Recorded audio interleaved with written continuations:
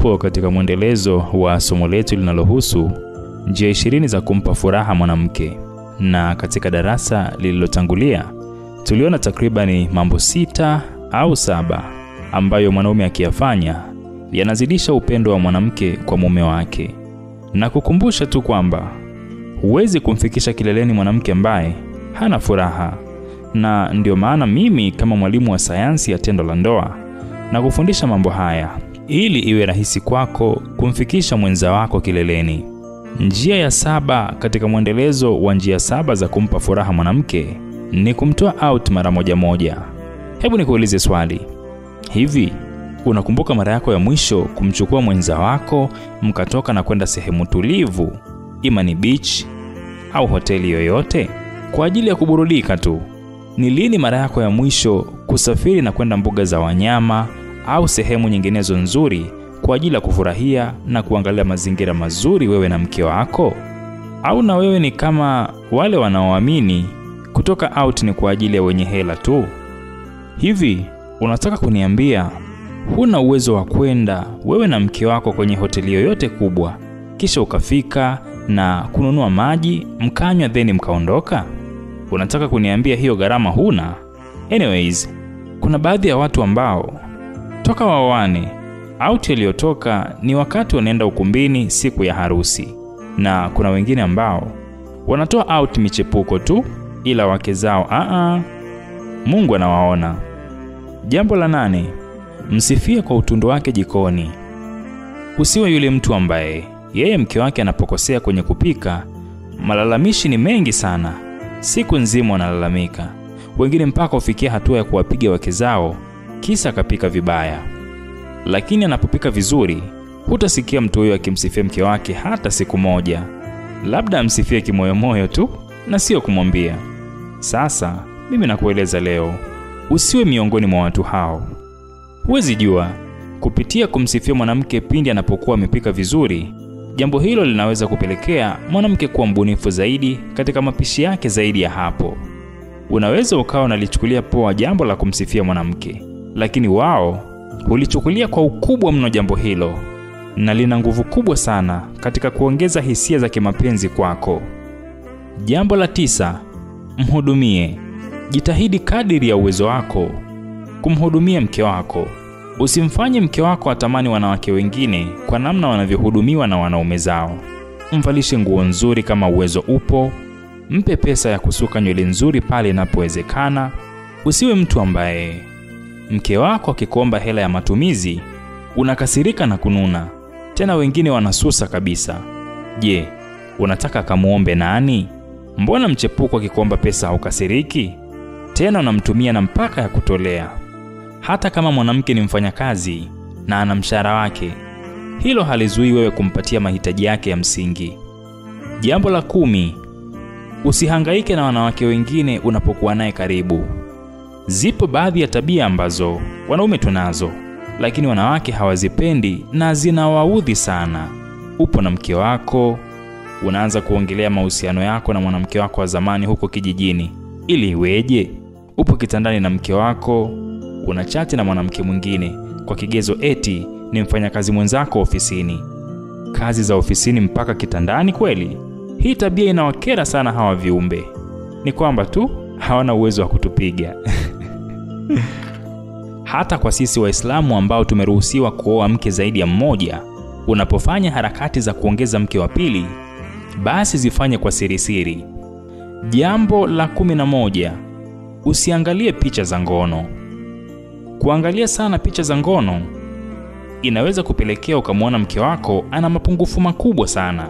Hii ni kutokana na wanawake ambao umewaona kwenye video zile za uchi. Usichokijua ni kwamba wale wanawake katika picha zile wanafanya mpaka upasuaji ili kufanya maumbile yao yavutie. Sasa ukija kulinganisha na mke wako, unaona ni vitu viwili tofauti. Unataka mke wako na yeye awe kama wale uliowaona kwenye video zile, jambo ambalo ni gumu sana. Kuangalia picha za utupu pia ni jambo linaloweza kupelekea hata hisia za tendo la ndoa kupungua kwa mke wako. Na kama hisia za kusex zikipungua kwa mke wako, vipi kuhusu upendo? Jambo la 12, Mchekeshe.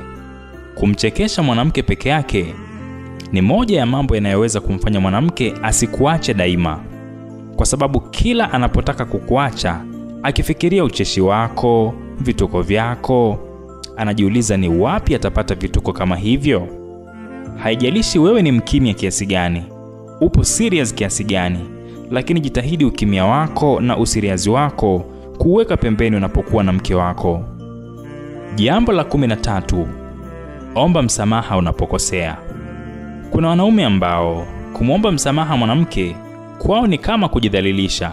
Utakuta wakijiambia, yaani mimi nimwombe msamaha mwanamke? Huo puzi mimi siwezi. Nani kakwambia kumwomba msamaha mwanamke ni kujidhalilisha? Nani kakwambia kumwomba msamaha mwanamke ni kushusha heshima yako kama mwanaume? Kama una dhana ya namna hii, basi ifute kabisa akilini mwako. Jishushe kwa mke wako, na pale unapotambua kwamba umemkosea, basi muombe msamaha. Jambo la 14, usione aibu kumshika mkono mnapotembea barabarani. Kutokana na tamaduni zetu za Kiafrika, ukitembea umemshika mwanamke mkono, unaonekana mtu fulani hivi wa ajabu, mshamba na mtu wa kujionesha. Lakini wewe usiangalie hayo.